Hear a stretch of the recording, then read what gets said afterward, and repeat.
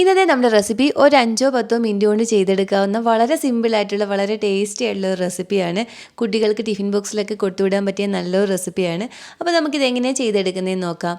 അതിനായിട്ട് നമുക്ക് ആദ്യം ഒരു മിക്സി ജാറിലേക്ക് 1 കപ്പ് തേങ്ങ ചിരകിയത് ചേർത്ത് കൊടുക്കാം. അതിൻ്റെ കൂടെ തന്നെ ഒരു 1/2 കപ്പ് പഞ്ചസാര ചേർത്ത് കൊടുക്കണം. ഇനി 1/2 കപ്പ് പാലും കൂടി ഒഴിച്ച് കൊടുത്ത് ഇത് നല്ല ഫൈനായിട്ടൊന്ന് അരച്ചെടുക്കണം. ഈ പഞ്ചസാരയ്ക്ക് പകരം നമുക്ക് ശർക്കര ചേർത്ത് കൊടുത്താലും മതി. ഇപ്പം നമ്മളിതിവിടെ നല്ല ഫൈനായിട്ട് ഇതുപോലെ ഒന്ന് അരച്ചെടുത്തിട്ടുണ്ട്. ഇനി ഇതൊന്ന് മാറ്റി വയ്ക്കാം.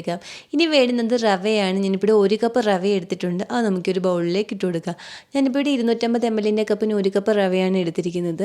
ഇനി ഈ ഒരു മിക്സിലേക്ക് നമ്മളിവിടെ അരച്ച് വെച്ചിരിക്കുന്ന ആ തേങ്ങയുടെയും പഞ്ചസാരയുടെയും ഒക്കെ ആ ഒരു മിക്സ് ഇതിലേക്ക് ഒഴിച്ചു കൊടുക്കണം. ഇനി നമുക്കിതിലേക്ക് വേണ്ടുന്നത് പാലാണ്. ഞാനിപ്പോൾ ഒരു 1/2 കപ്പ് പാൽ എടുത്തിട്ടുണ്ട്. ഈ പാലും കൂടി നമുക്കിതിലേക്കൊന്ന് ഒഴിച്ചു കൊടുക്കാം.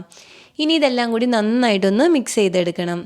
അതുപോലെ തന്നെ നിങ്ങൾക്ക് വീഡിയോ ഇഷ്ടപ്പെടുകയാണെങ്കിൽ ഇതുപോലുള്ള റെസിപ്പികൾക്കായി ഈ ചാനൽ സബ്സ്ക്രൈബ് ചെയ്യാനും നിങ്ങളുടെ അഭിപ്രായം വീഡിയോയുടെ താഴെ കമൻറ്റായിട്ട് അറിയിക്കാനും മറക്കല്ലേ. ഇപ്പോൾ ഇതിവിടെ നന്നായിട്ട് ഇങ്ങനെ ഒന്ന് മിക്സ് ചെയ്തെടുത്തിട്ടുണ്ട്. ഇനി ഇതൊരു 10 മിനിറ്റ് റെസ്റ്റ് ചെയ്യാൻ വേണ്ടി മാറ്റിവെക്കാം. ഇപ്പോൾ ഒരു 10 മിനിറ്റ് കഴിഞ്ഞിട്ടുണ്ട്. അതിനുശേഷം നമുക്കിത് ഒന്നും കൂടി ഒന്ന് മിക്സ് ചെയ്തെടുക്കണം. ഇനി ഈ ഒരു പാനിലേക്ക് ഒരു 2 ടേബിൾ സ്പൂൺ നെയ്യ് ഒഴിച്ച് കൊടുക്കാം. ഈ നെയ്യ് ഒന്ന് ചൂടായി വരുമ്പം നമ്മളിവിടെ മിക്സ് ചെയ്ത് വെച്ചിരിക്കുന്ന ഈ റവയുടെ ആ മിക്സ് നമുക്ക് ഇതിലേക്ക് ഇങ്ങനെ ഒന്ന് ഒഴിച്ച് കൊടുക്കാം. ഇനി തീ ഒന്ന് കുറച്ച് വെച്ച് നമുക്കിതൊന്ന് ഇളക്കി കൊടുത്ത് ഈ റവയൊന്ന് കുക്ക് ചെയ്തെടുക്കണം. തീ ഒന്ന് കുറച്ച് വെച്ച് തന്നെ വേണം നമ്മളിതൊന്ന് ഇളക്കി കൊടുക്കാൻ. ഒരല്പസമയം നമ്മൾ ഇളക്കി കൊടുക്കുമ്പോഴേക്കും ഇത് ഡ്രൈ ഒക്കെ ആയി പാനിൽ നിന്നൊക്കെ വിട്ട് വരുന്ന ആ ഒരു പരുവായി കിട്ടും.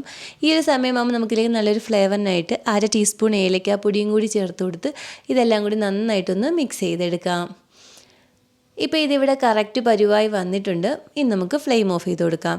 ഇനി ഇതിൻ്റെ ചൂട് ചെറുതായിട്ടൊന്ന് മാറിയതിന് ശേഷം നമുക്കിത് ചെറിയ ചെറിയ ബോൾസാക്കി ഒന്ന് ഉരുട്ടിയെടുക്കണം. നമുക്കിത് ഏത് ഷേപ്പിൽ വേണമെങ്കിലും ചെയ്തെടുക്കാവുന്നതാണ്. ഞാനിപ്പോൾ ഇവിടെ ബോൾ ഷേപ്പിലാണ് ഉരുട്ടിയെടുക്കുന്നത്.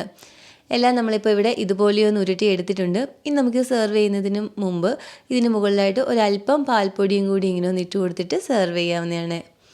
അങ്ങനെ റവ വെച്ചിട്ട് വളരെ സിമ്പിളായിട്ട് ചെയ്തെടുക്കാവുന്ന വളരെ ടേസ്റ്റി ആയിട്ടുള്ള റെസിപ്പി ഇവിടെ റെഡി ആയിട്ടുണ്ട്.